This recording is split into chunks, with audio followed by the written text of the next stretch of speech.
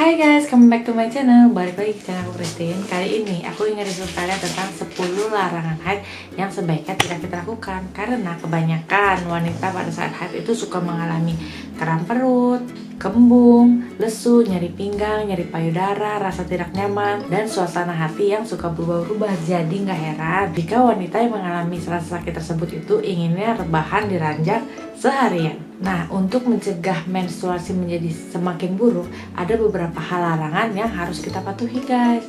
Apa aja itu? Yang pertama, mengkonsumsi makanan asin guys. Karena kita di saat haid itu biasanya itu nafsu makan tuh bertambah atau berlebih. Jadi kalau kita banyak makan makanan yang mengandung garam, tinggi garam yang asin gitu, bisa membuat gejala haid tuh menjadi semakin buruk guys. Karena makanan asin itu bisa mendorong retensi air, menjadi perut kita tuh jadi kayak lebih kembung dan lebih kram gitu saat mens. Jadi bagusnya tuh dihindarin ya guys. Kita ganti aja pola makannya itu dengan seperti sayur-sayuran, kacang, buah segar, dan gandum. Yang kedua adalah mengkonsumsi kafein.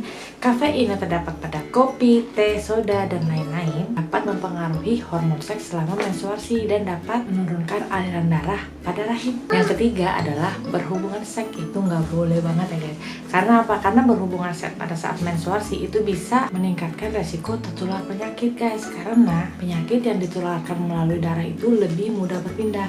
Dan ada lagi selain itu juga berhubungan seks itu juga bisa nyebabin vagina wanita dalamnya itu mudah terluka guys. Jadi seperti gini ya, kalau sedang mens itu kan ada darah gitu di dalamnya, itu dinding rahimnya itu selaputnya itu lebih rentan dan sensitif gitu.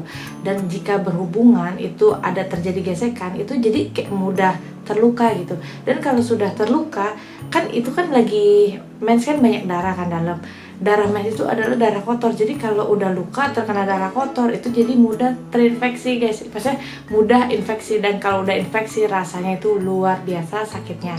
Jadi ujung-ujungnya kalian bisa ke dokter juga. Jadi sebaiknya hindarilah berhubungan seks pada saat mens ya. Tunggu sembuh aja baru kita boleh berhubungan. Yang keempat adalah menggunakan dos. Dos itu seperti ini. Jadi itu tuh gak boleh guys, karena secara umum menggunakan dos itu bisa mempengaruhi atau mengganggu keseimbangan mikroorganisme normal pada dalam vagina. Nah, hal itu bisa memicu terjadinya infeksi juga. Yang kelima itu berdiam diri atau stop olahraga. Jadi guys, banyak banget wanita nih pada saat mens yang lagi sakit gitu, perutnya kram atau sakit apa gitu, banyak macam kan. Itu mereka tuh kebanyakan diem, mager gitu, malas gerak karena kan sakit. Nah, tapi itu sebaiknya tidak dilakukan guys, karena jika kalian berolahraga atau bergerak itu terbukti dapat mengurangi kram dan nyeri pada saat haid. Olahraga juga mampu merubah suasana hati kita tuh menjadi lebih baik, lebih enak. Jadi saat mens lawan magernya guys. Yang keenam itu menggunakan pembalut terlalu lama. Jika kita sering mengganti pembalut kita itu bagus banget dan penting banget untuk menjaga kebersihan area kewanitaan kita. Tapi banyak banget nih wanita yang secara sengaja dia itu pakai pembalut tuh terlalu lama, bahkan sampai seharian. Nah, itu bisa menyebabkan infeksi bakteri dan jamur guys. Jadi lebih baik banget kalau kita sedang mens itu sering mengganti pembalut itu setidaknya 4 jam sekali guys.